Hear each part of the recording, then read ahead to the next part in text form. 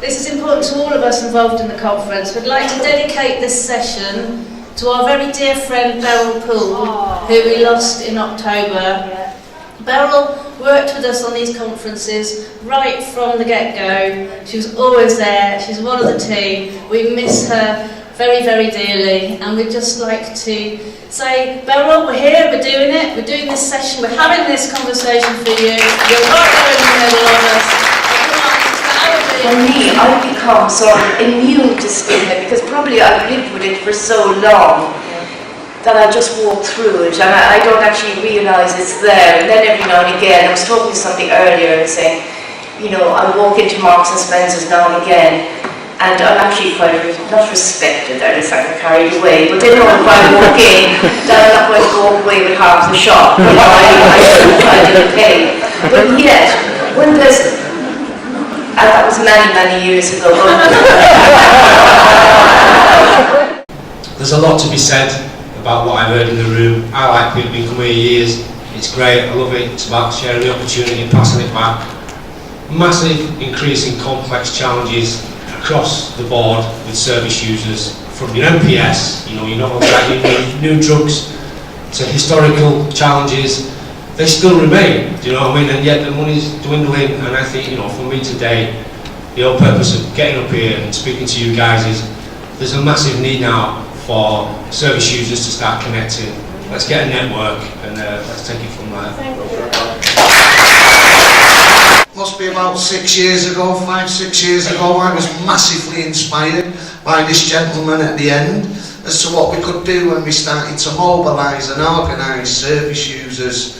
And I took that inspiration away and co-produced an organisation and started to fight for people who were on the margins to be treated with dignity and respect, and first and foremost, not make a judgment about whether they're in treatment or not. First and foremost, treat them as a person and recognise that they're a human being and that they should be treated with dignity and respect.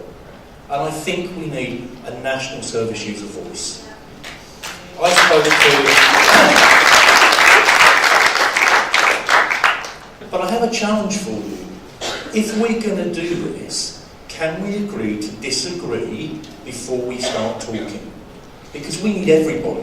We need the total abstinence brigade, we need the hard-end brigade. We need the LGBT community, we need the DAME community. If we can't get everybody on board, then this is a waste of time.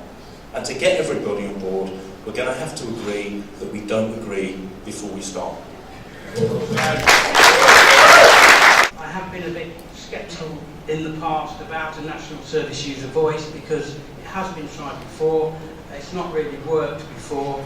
I get the earlier point that the first point is that we'll disagree, and I think, you know, in terms of diversity and richness, I think that's a good point, a good realistic place to start with.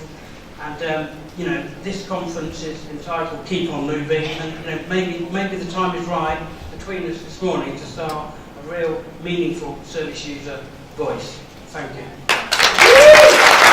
So I really think that if we were calm about sitting down, taking the points that Tim has raised about we don't have to agree from the outset.